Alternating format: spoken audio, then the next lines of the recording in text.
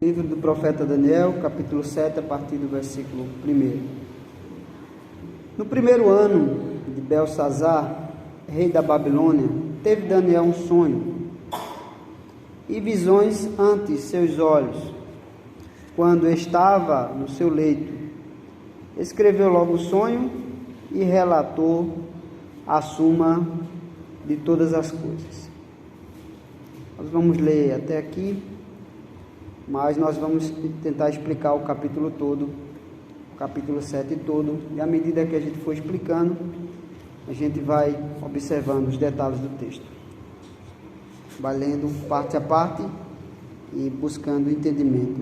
Oremos ao nosso Deus. Santíssimo Deus, nós te agradecemos neste momento, a oportunidade de estarmos reunidos para estudar um pouco mais acerca de Tua Palavra, procurando assim compreender a Tua vontade em Cristo Jesus.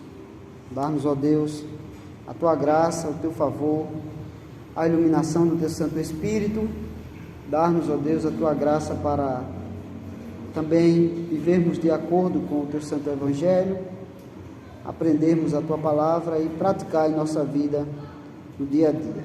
Concede-nos a força necessária para vencer cada obstáculo e circunstâncias à nossa volta e permanecermos fiéis à palavra do Senhor, permanecermos fiéis ao Senhor e ao nosso Salvador Jesus Cristo. Amém. Amém.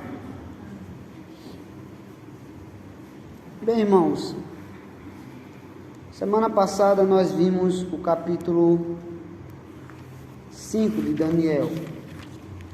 No capítulo 5 nós vimos a situação do banquete, onde Belsazar foi morto. Ele usou os utensílios da casa do Senhor numa festa de orgia, num banquete de orgia, bebedice e de honra aos deuses, e usou assim os utensílios da casa do Senhor, blasfemando e zombando contra Deus, e foi morto naquela mesma noite. Uma festa que terminou em morte.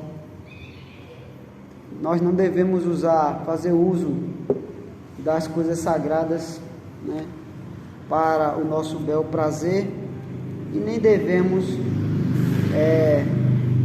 viver de forma dissoluta e sem regras, sem temor do Senhor.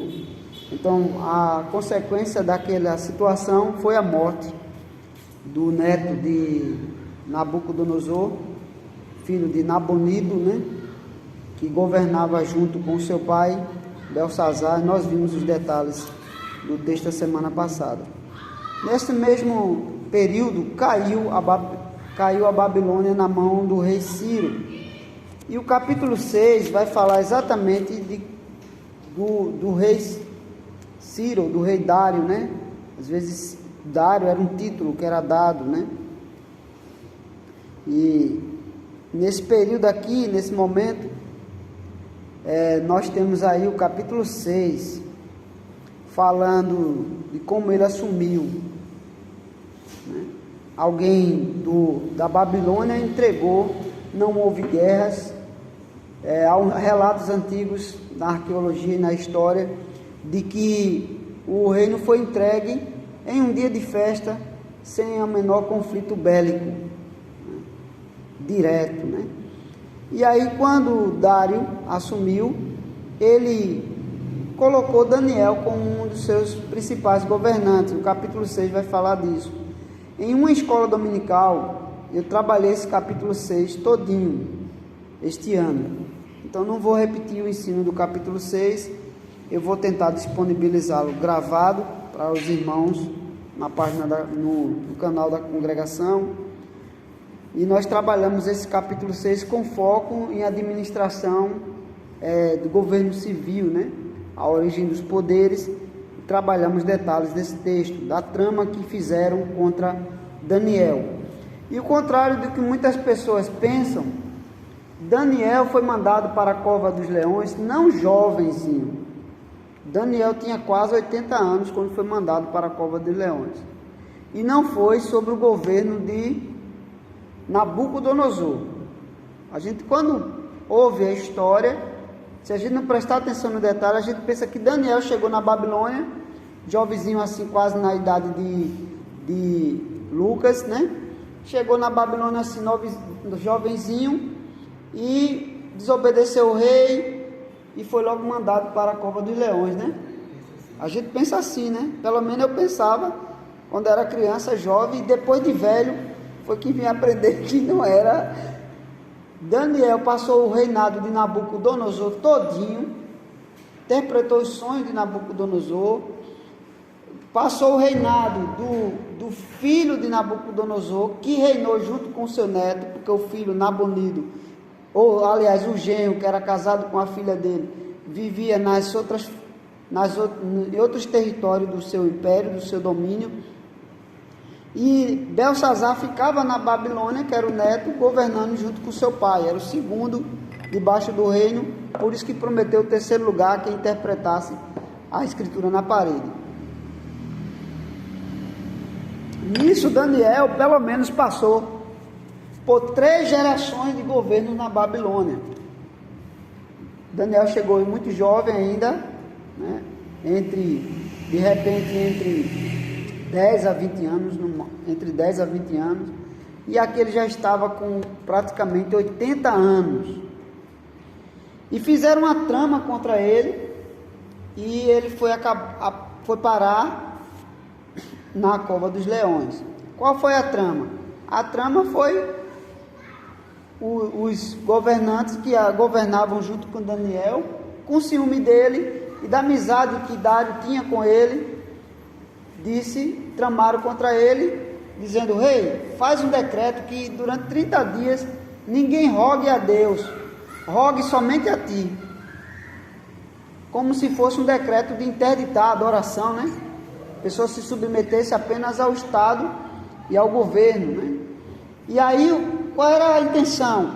Com isso, o Senhor vai provar quem é fiel ao Senhor, quem é fiel ao rei, quem é fiel a Dário, quem é fiel ao reino, porque estava numa transição, do governo da Babilônia estava em uma transição. Não tem muito aquilo, né, em política partidária, que quando a pessoa está governando, quer saber quem realmente estava do seu lado, ou está do seu lado, e se não tiver, é trocado. E às vezes as pessoas que trabalham em repartições públicas tomam partido por um candidato e fazem campanha por ele, e quando ele perde, ele é trocado dos seus postos. Então, quando Dário assumiu o reino, achou bem, o versículo 1, capítulo 6 vai dizer: pareceu bem a Dário constituir sobre o reino a 120 satrapas, 120 governantes. Os satrapas eram quase como se fossem prefeitos, ou como se fossem deputados federais, que estivessem por todo o território, por todo o reino, e sobre eles 3 presidentes, como presidente do Senado, da Câmara e do Supremo Tribunal Federal. A ideia já da repartição dos 3 poderes. E daí Daniel era um desses 3, as quais esses satrapas, que eram como se fossem prefeitos ou deputados federais, davam conta para que o rei não sofresse dano. Então, o mesmo Daniel se distinguiu destes presidentes e satrapas, porque nele havia o espírito de excelência, e o rei pensava em estabelecê-lo sobre todo o reino. Daniel ia ser um dos principais, ia ser de repente o presidente executivo do país, só abaixo do rei, como governante acima dos outros 3 poderes na execução dos decretos do rei. Então, esses homens tramaram contra Daniel.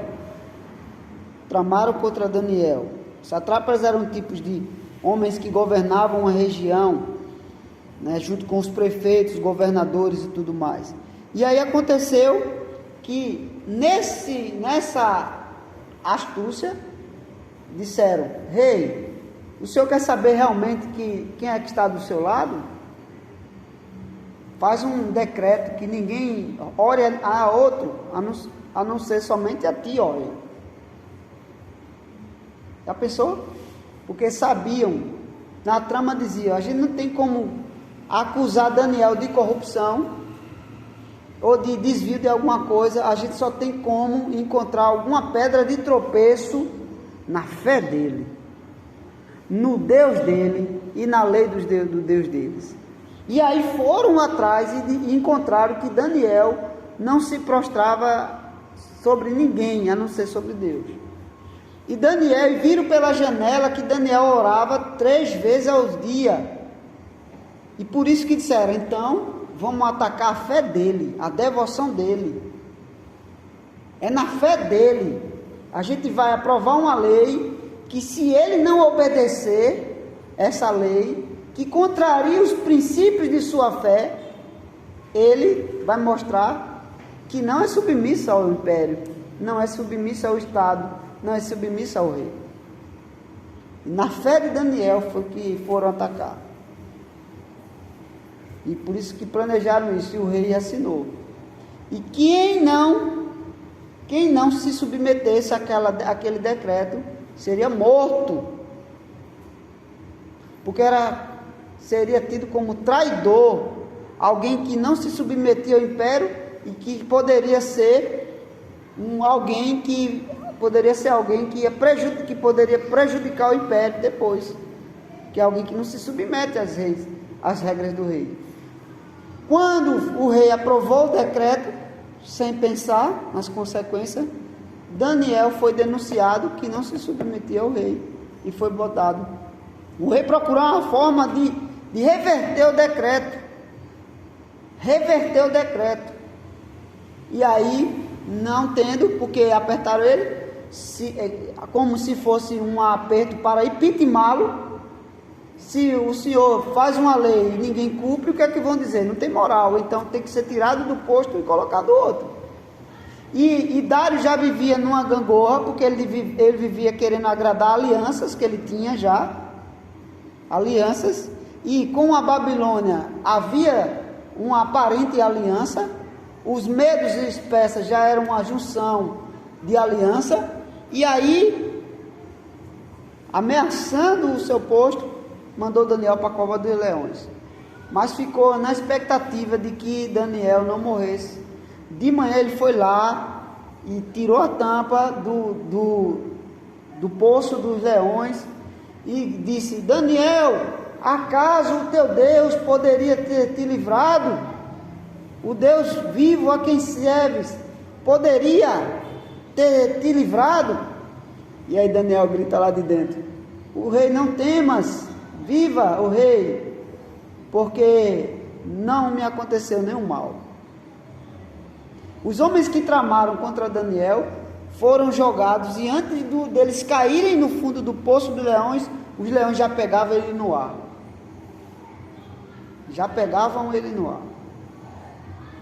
Aqui em Vitória teve um episódio, né, de uma pessoa que sobreviveu ao poço dos leões, ali no reservatório, né, no lugar no zoológico de Vitória, não sei se ainda existe, né?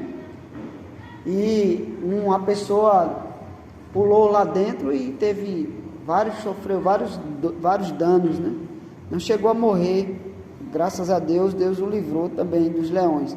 E Daniel foi livre dos leões famintos, por intervenção divina.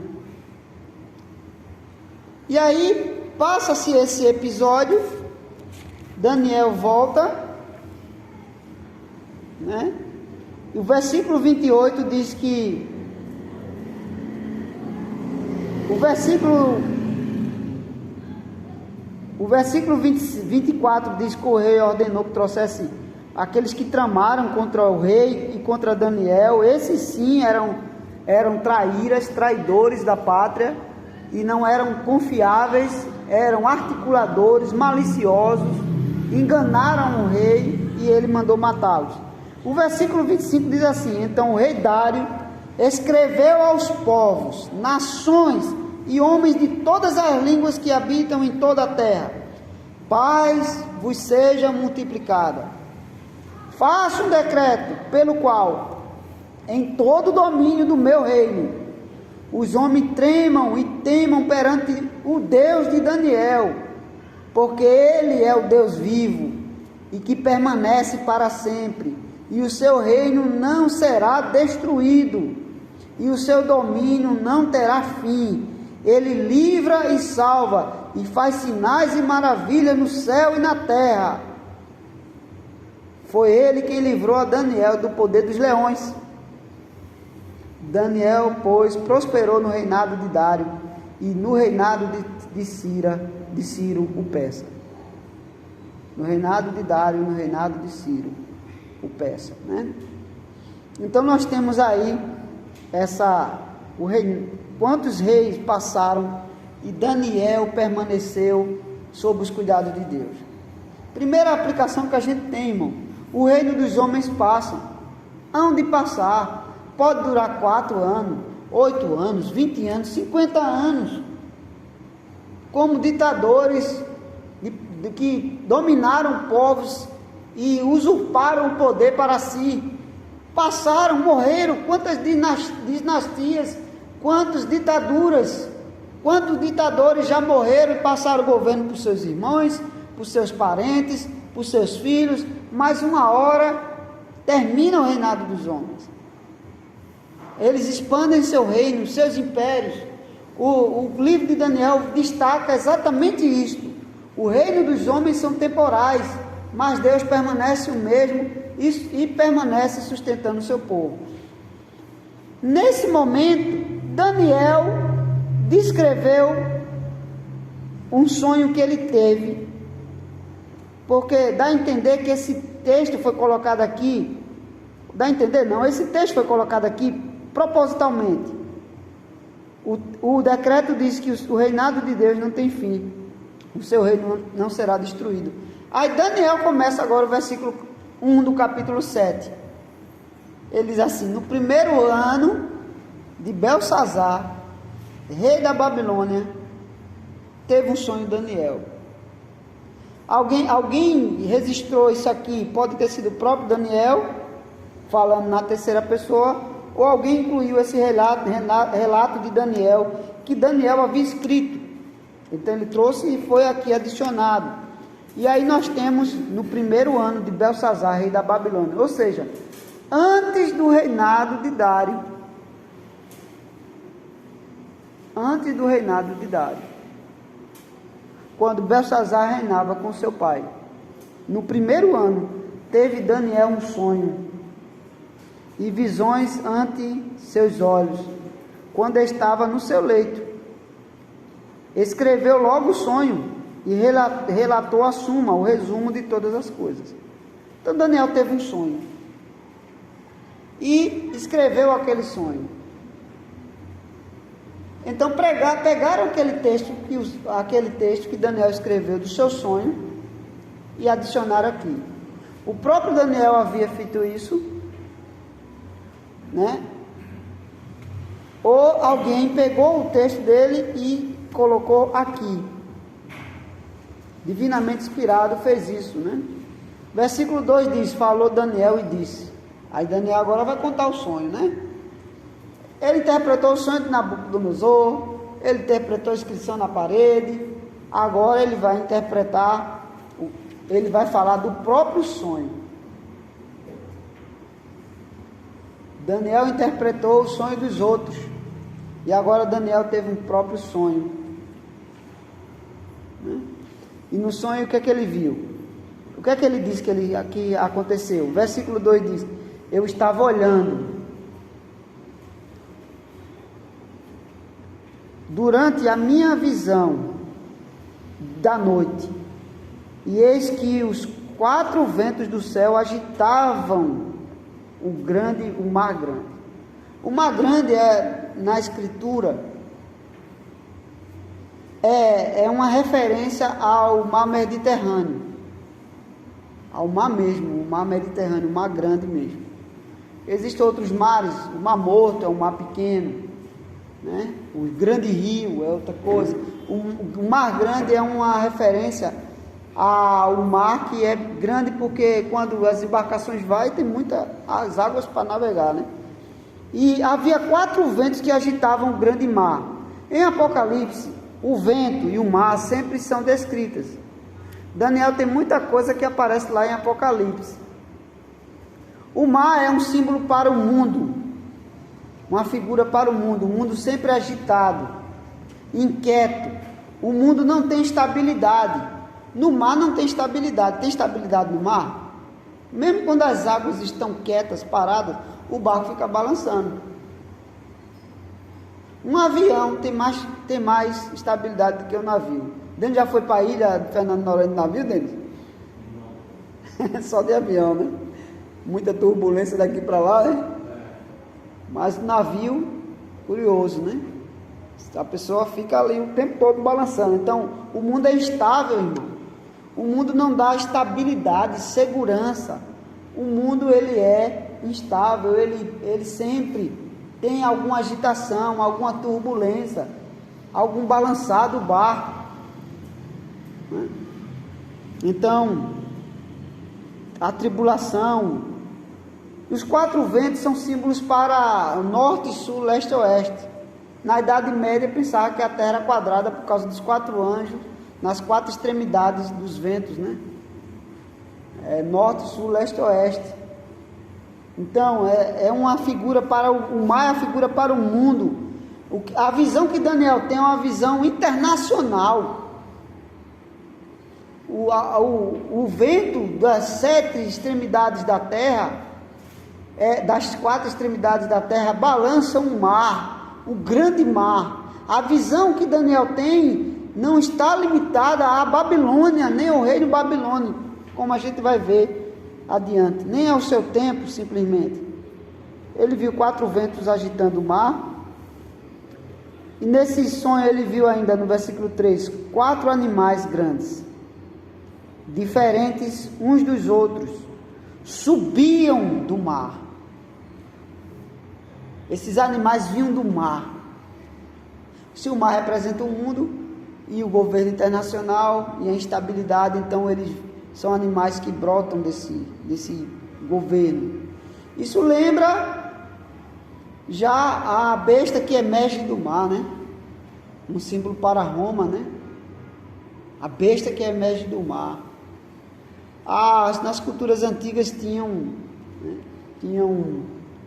seres crenças que haviam seres, monstros marinhos que habitavam e viviam adormecidos no mar, né?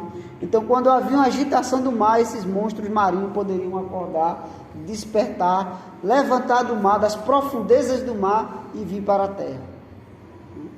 E aí, Daniel também deve ter visto algum relato semelhante, mas ele descreve aqui 4 animais vindo do mar. Aí ele vai descrever um por um. O primeiro era como um leão e tinha asas de águia. Enquanto eu olhava, foram-lhe arrancadas as asas. Foi levantado da terra e posto em 2 pés, como um homem, e foi-lhe dada mente de homem. Interessante, né, irmão? O primeiro animal era um leão com asas. Que coisa estranha, né? O leão com asas, se você procurar gravuras antigas, é um símbolo comum na Babilônia. O rei da Babilônia era descrito segurando um leãozinho no braço. E nas paredes da Assíria e da Babilônia tinha figuras de leões com asas. Eu vou pesquisar uma figura dessa e vou mandar no grupo para os irmãos ver. Um leão com asas, certo? Às vezes nas entradas das cidades, nas entradas dos palácios, tinham gárgulas, criaturas que eles acreditavam que protegiam o castelo. Aqui na Babilônia eles acreditavam que esse leão com asas era um dos guardiões do castelo. Era um símbolo para a força da Babilônia. E a asa representava a agilidade, a velocidade. Porque um leão é um animal forte, grande, feroz, mas não é tão rápido. Tanto é que a leoa caça mais rápido do que ele. Então as asas sugerem que ele era rápido. era um animal feroz e rápido. O exército babilônio, ele foi rápido e feroz como um leão. E ele tinha esse símbolo de ostentação, de poder. Só que aí, enquanto Daniel estava vendo esse animal, o que é que aconteceu? As asas do leão foram arrancadas. As asas do leão foram arrancadas. Você vê o unicórnio mesmo, não é uma figura mitológica. O unicórnio, porque córneo é a palavra chifre, e um chifre, né? Unicórnio, um chifre, um córneo, um chifre só, né? E é um cavalo que em algumas fábulas, algumas histórias, ele tem asas, né? De repente a asa aparece e ele voa, aparece de repente e ele voa, né? Nem sempre ele está com asa, mas às vezes ele tem asas, né? As asas aparecem, né?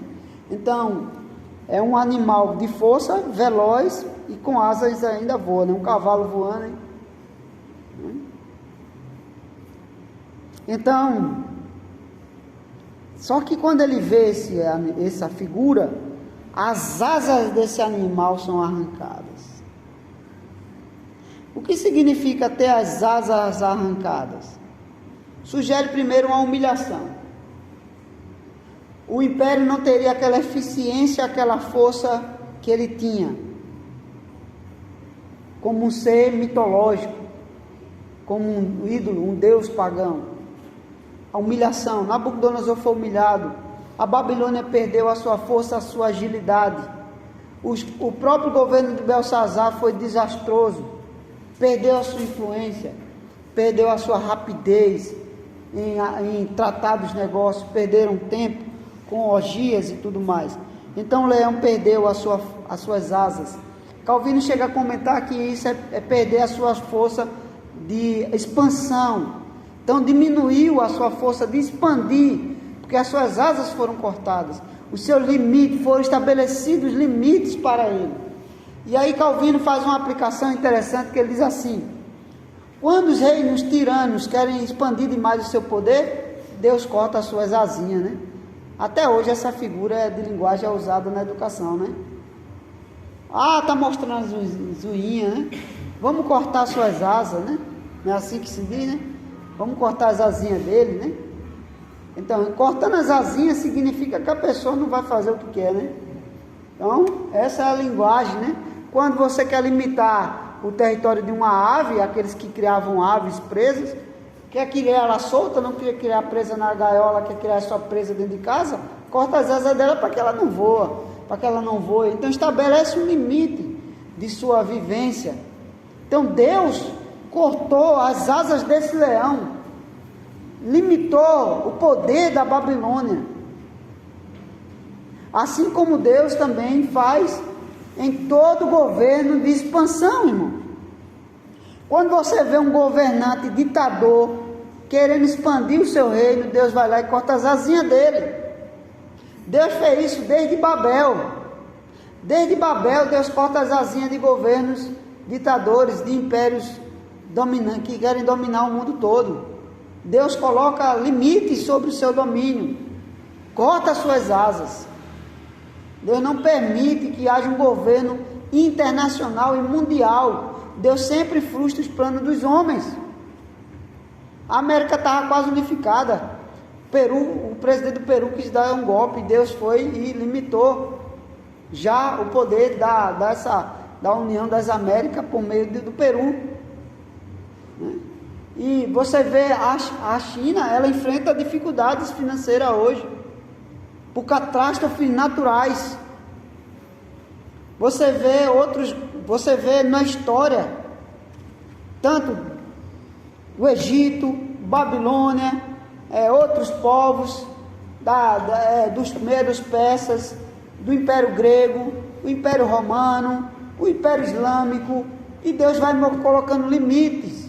Deus estabelece o limite, a soberania de cada país, a divisão de cada país, de cada pedaço de terra desse planeta, né? Desde a divisão da terra prometida, as 12 tribos, Deus estabelece limites, marcos das nações, dos presidentes, Por isso que Deus transformou o mundo, dando tantas línguas diferentes.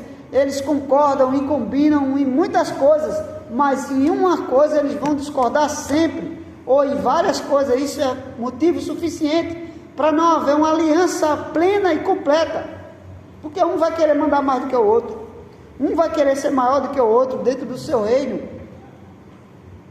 Aqui Daniel não tinha essa intenção, os outros tinham a intenção e tinham medo que Daniel subisse de cargo acima deles, e tramaram contra ele no capítulo 6. Deus limita a posição dos homens, o poder dos homens, o tempo de vida dos homens, porque os homens são maus.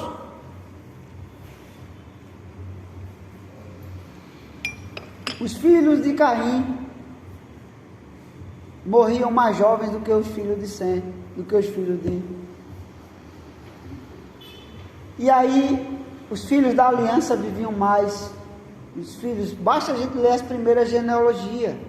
Eles morriam, eles eram mortos, assassinados, e Deus assim põe limite à maldade dos ímpios. É por isso que o ímpio morre mais rápido. Seu Gerônimo dizia, ou gosta de dizer, quando vê um perverso por aí fazendo maldade, ele diz assim, ele bem velhinho diz assim, tá vendo esse? Dificilmente vai dar entrada na aposentadoria. Nunca me esqueci dessa palavra que ele disse. Estava no trânsito, ele é taxista, o cara passou feito um maluco, feito um doido, e ele disse, está vendo esse? Dificilmente vai dar uma entrada na aposentadoria. Deus abrevia o tempo dos perversos. O livro de Provérbios diz isso. Deus abrevia o tempo dos homens. Deus já abreviou nos dias de Noé, porque os homens eram maus. O tempo de vida do homem será 120 anos. Hoje já nem é mais. Depois dos 70 é câncer e enfado. E hoje até mais cedo, né? A câncer e enfado já começa a bater. Deus limita o tempo de vida dos homens na terra. E do tempo dos perversos mais ainda. Eles mesmos se matam uns aos outros. Por providência divina. O bandido entra em confronto com a polícia, irmão. Você vê, Deus sempre está do lado da lei. Sempre morre menos policiais do que bandido. Não é só treinamento. É ação divina contra a injustiça e a perversidade dos homens. O soldado que traz a espada de forma justa e boa, ele é ministro de Deus para a justiça. Paulo diz isso aos Romanos. Então Deus limita a ação do mal, do maligno. Não pense que os ditadores do mundo, eles têm bom fim, não. Eles morrem cedo. E eles morrem ruim, ruim mesmo. Deus julga as ações dos homens, mesmo na terra, antes de mandá-los para o inferno.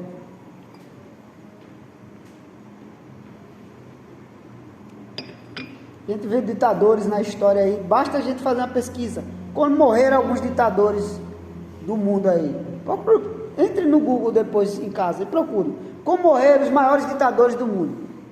Veja lá as condições que eles morreram. Fugindo, humilhado, tendo seu corpo profanado, desonrado pelo seu próprio povo, que cansaram de suas maldades e de suas injustiças. E quando eles morrem não tem honra não. Ninguém lembra deles com honra não. Lembra dando graças a Deus que livrou da mão daquela peste. Então, irmãos, Deus corta as asinhas dos homens. E aqui esse animal, esse leão com asas, símbolo de poder, de força, de grandeza, de velocidade, na expansão do seu domínio, tem as suas asas cortadas por Deus, e depois faz o quê? Foi levantado da terra e posto em pé, em 2 pés, como homem, e lhe foi dada mente de homem. Então aquele leão agora, que era um ser mitológico, quase como um Deus, como um ser forte, sobrenatural, poderoso, é colocado em pé como homem. É outro símbolo de humilhação. O primeiro símbolo de humilhação, as asas cortadas. O segundo símbolo de humilhação, ele agora ser colocado numa posição de um homem mortal. de um mero homem. O leão agora está andando como um homem. Então ele está frágil como um homem. Pode ser inteligente como um homem, foi dada a mente de um homem, mas agora ele não tem a força mais de um leão, nem as asas de um leão. Leão com asas, né? Ele agora está limitado à condição humana. O seu poder foi tirado, foi diminuído. Alguns veem essa expressão como algo positivo. Quando Nabucodonosor, se achando Deus, as suas façanhas, Deus humilhou a condição de animal e depois recobrou a sua mente. Ele teve a mente de um homem humilhado e um homem que reconheceu a grandeza de Deus. Viu que não era Deus, viu que não podia ocupar o lugar de Deus. Isso colabora muitas vezes com alguns textos de Ezequiel e Isaías, que a gente pode ver em outra ocasião. Mas, irmãos, aqui a primeira referência, né, à Babilônia. Mas vamos continuar a visão antes da explicação do próprio Daniel. Continuei olhando e eis o segundo animal, semelhante a um urso, o qual se levantou sobre um dos seus lados. Na boca, entre os dentes, traziam 3 costelas e lhe diziam: levanta-te e devora muita carne. Ele vê agora o segundo animal, o urso. O urso é mais forte que o leão. O leão já teve suas asas cortadas. Esse urso, ele vem das montanhas. Dizem que a região dos Medos e Persas era uma região montanhosa. E esse urso representa a sua força. É um animal bruto, feroz. Não é um animal rápido e ágil, mas é um animal que ele tem condição de abater um leão. Então aqui dá a entender, essas 3 costelas foi a expansão da ferocidade, da brutalidade do Império Romano, do Império Persa, Medo-Persa.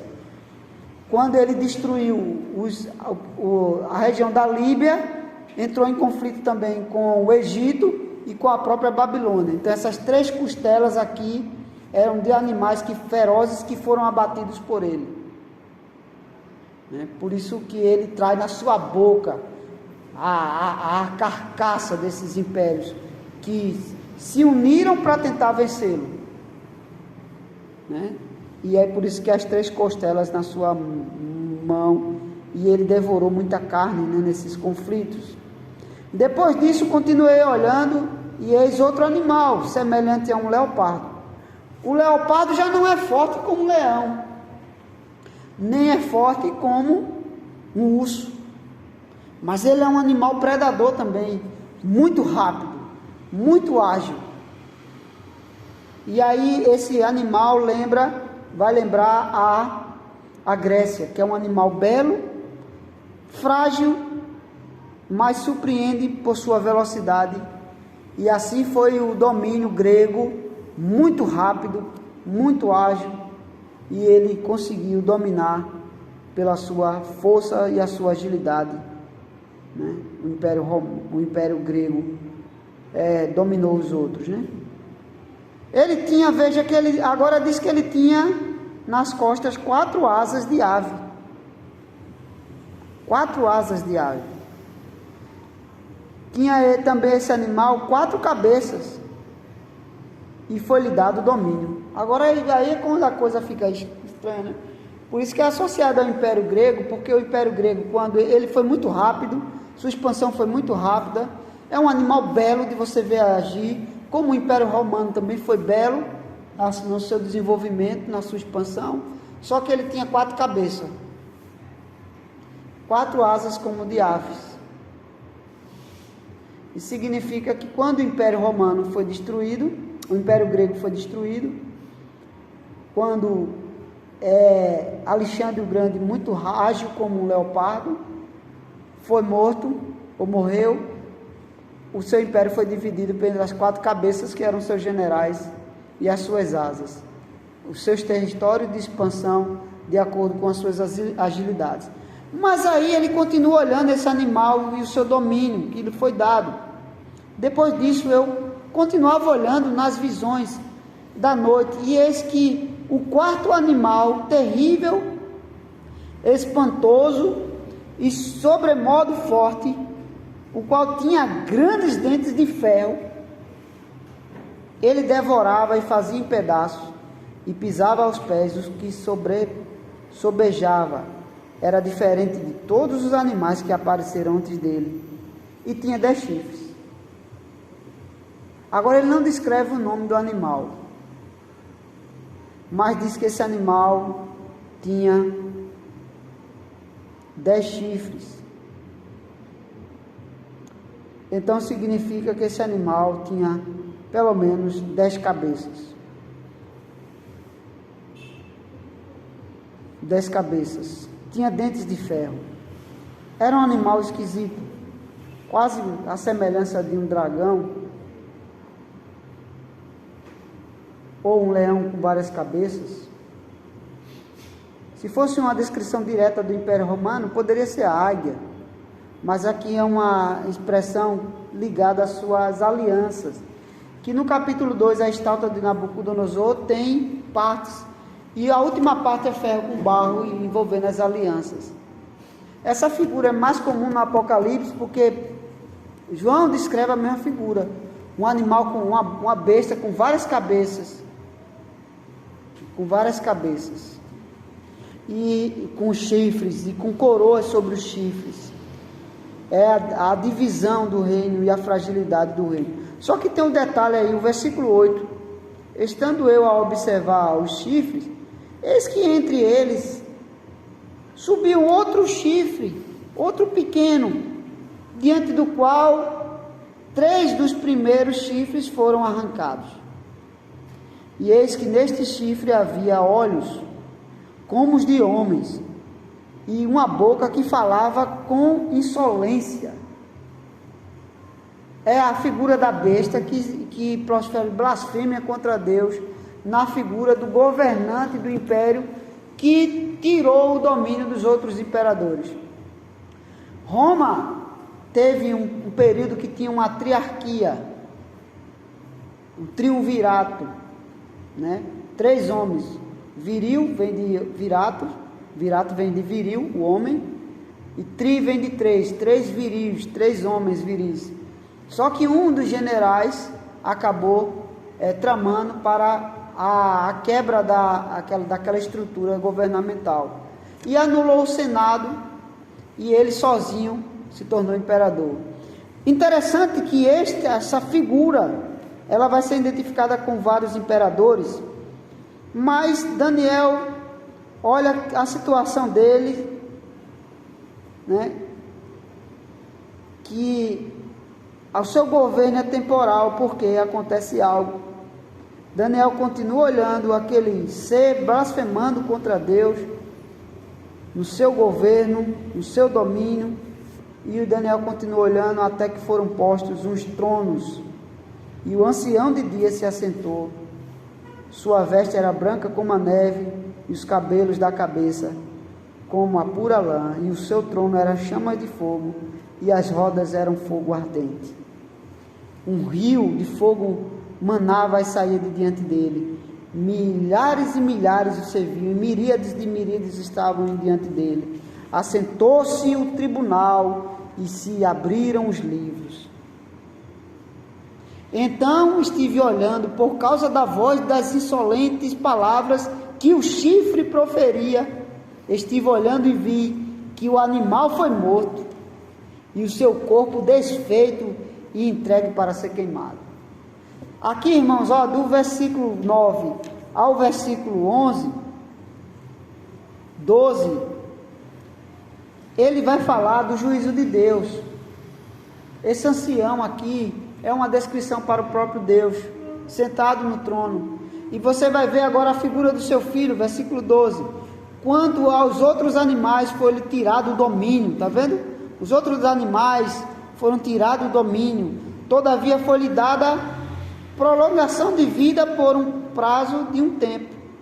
Eu estava olhando nas minhas visões da noite, e eis que vinha com as nuvens no céu, um como filho do homem, e dirigiu-se ao ancião de dias, e o fizeram chegar até ele. Aqui é a descrição clara do capítulo 5 de Apocalipse, quando o Cordeiro de Deus, quando Jesus Cristo, Filho do Homem, vem e se dirige ao trono, aquele que está sentado no trono, que é o Senhor. Então os domínios, os reinos, os animais representam as partes também das estaltas, os períodos do governo até chegar ao governo de Deus, o reinado de Cristo, o juízo de Deus e o reinado do seu Filho.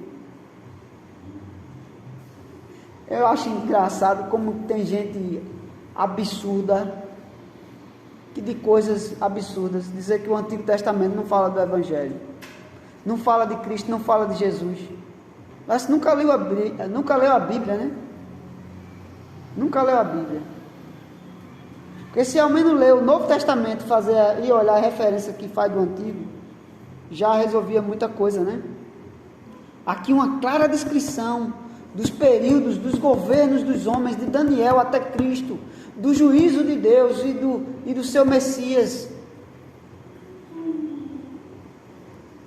E agora, irmãos, aí Daniel viu tudo isso, é porque eu já fui lendo, já fui explicando o significado, mas Daniel viu isso e não entendeu claramente no início.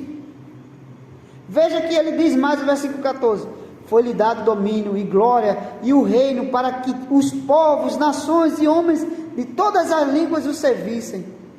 O seu domínio é domínio eterno e não passará, e o seu reino jamais será destruído. O governo dos homens passa, o de Deus não. O governo dos homens passa, o de Cristo é o governo eterno. O reino dos homens são temporais e frágeis, e Deus dá limite e corta ali as asas e o tempo de duração, mas o governo de Cristo é para sempre.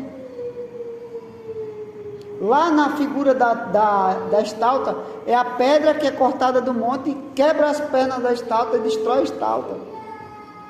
E o seu reinado é para sempre.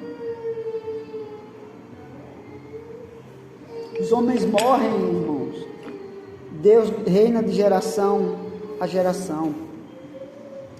Versículo 15 diz: quanto a mim, Daniel, o meu espírito foi alarmado dentro de mim, e as visões da minha cabeça me perturbaram. Quando ele teve essa visão, ele não sabia o significado que nós acabamos de dar aos irmãos. Daniel não tinha essa riqueza de detalhes. Então Daniel foi perguntar a alguém. Veja o que acontece. Aquele que interpretava o sonho de Nabucodonosor teve um sonho, teve uma visão que ele mesmo precisou de ajuda para entender. Por isso que às vezes nós precisamos perguntar a outro, não é? Que Deus concede a graça de fazer compreender. Veja aí, para a gente concluir, já que já foi dada a explicação. Quanto a mim, Daniel, o meu espírito foi alarmado dentro de mim, e as visões da minha cabeça me perturbaram. Cheguei-me a um dos que estavam perto, e lhe pedi a verdade acerca de tudo isto. Assim ele me disse e me fez saber a interpretação das coisas. Veja a explicação que ele dá. As pessoas iam a Daniel pedindo explicação, agora Daniel vai a outras pessoas. Às vezes a gente conhece as coisas, irmão, mas ninguém conhece tudo. A gente precisa ouvir outras vozes, consultar comentários, consultar amigos que estudam a Bíblia com seriedade, com compromisso. Eu consulto sempre meus amigos, eu consulto sempre meus colegas de ministério também, principalmente aqueles que eu sei que estudam, né? Eu sei que estuda, que tem o que contribuir, né, para o entendimento da verdade.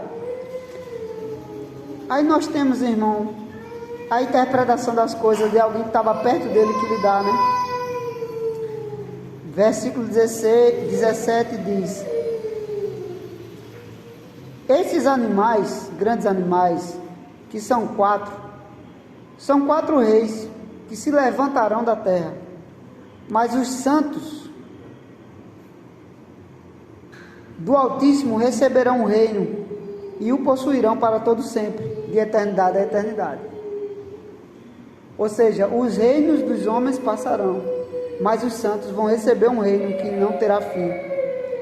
Então tive desejo de conhecer a verdade a respeito do quarto animal. Tem gente que lê, mas não tem o desejo de conhecer a verdade. não estuda e não procura saber. Então Daniel teve o desejo de conhecer a verdade. E ele fez o quê? Ele queria saber a verdade do quarto animal. Então tive o desejo de conhecer a verdade a respeito do quarto animal, que era diferente de todos os outros, muito terrível, cujos dentes eram de ferro, a ferocidade, a maldade, a perversidade, cujas unhas eram de bronze, que devorava, fazia em pedaços e pisava os reis que o sobejava.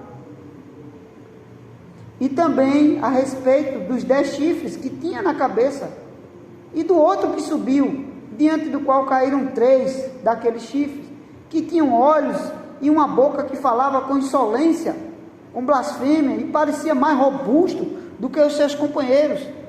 Eu olhava, e eis que este chifre fazia guerra contra os santos, e prevalecia contra eles. A perseguição do Império Romano, matando, derramando o sangue dos santos, dos servos de Deus, matando-os no Coliseu, queimando as suas cidades, destruindo as suas vidas, né?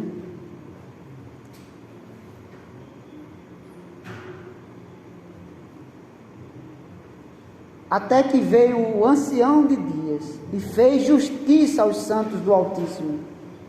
E veio o tempo em que os santos possuíram o reino. Já está dando como certo. E veio o tempo em que os santos possuíram o reino. O reino de Deus, iniciado e consumado na eternidade. Então ele disse: o quarto animal será um quarto reino na terra.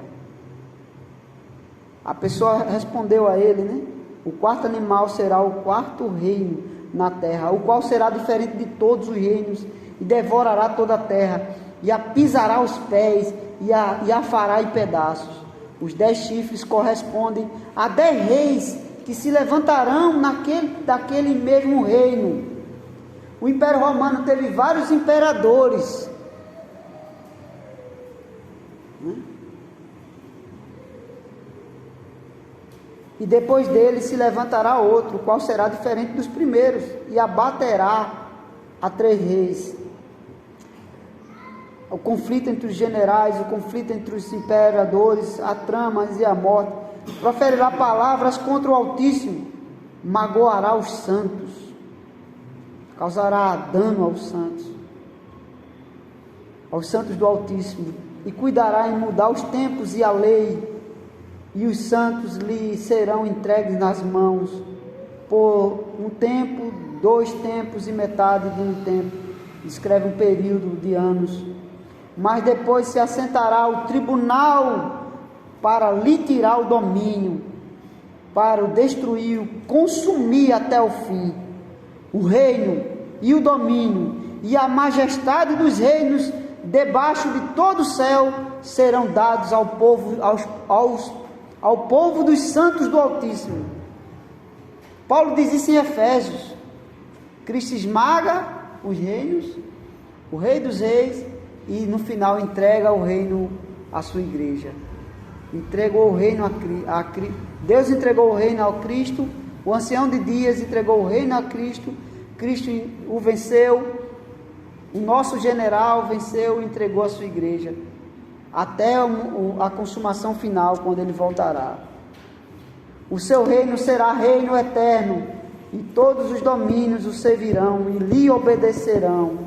Aqui terminou o assunto. Quanto a mim, Daniel, por isso que a gente, quanto a mim, Daniel, os meus pensamentos, muitos me perturbaram, e o meu rosto se empalideceu, mas guardei essas coisas no coração.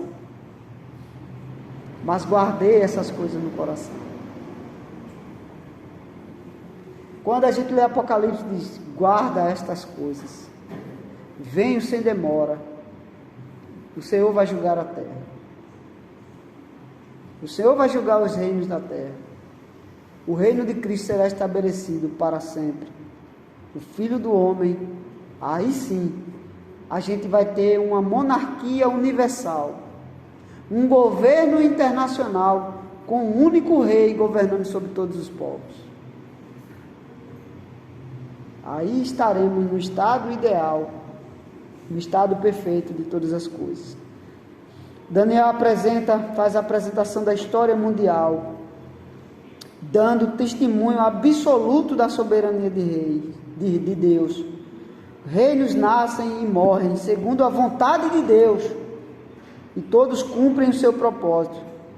Saber que Deus está no trono, no controle, deve conduzir a nossa vida em conforto, irmãos, esperança e pureza, mesmo quando parece que os poderes hostis a Deus e seu povo parecem prevalecer, parecem predominar.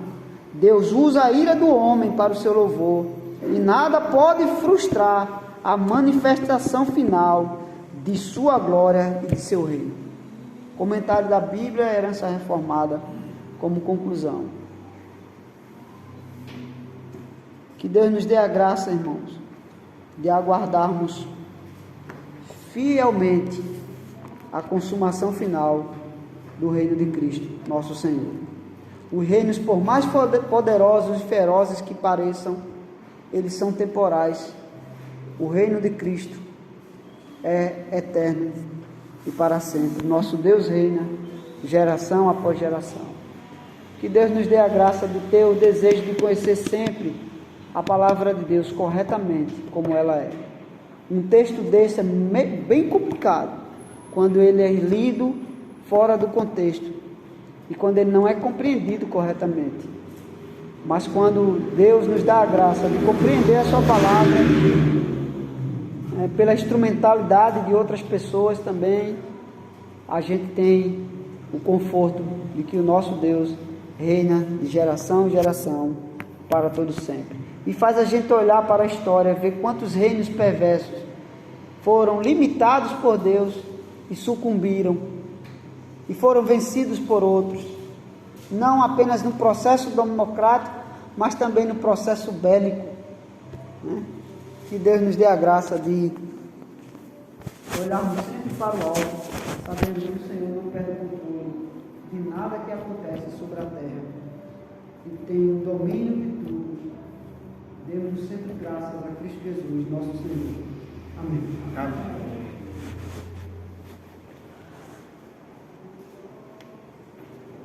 Vamos abrir o nosso seminário. No nome de número 345. A ceia do Senhor. O pão do mundo.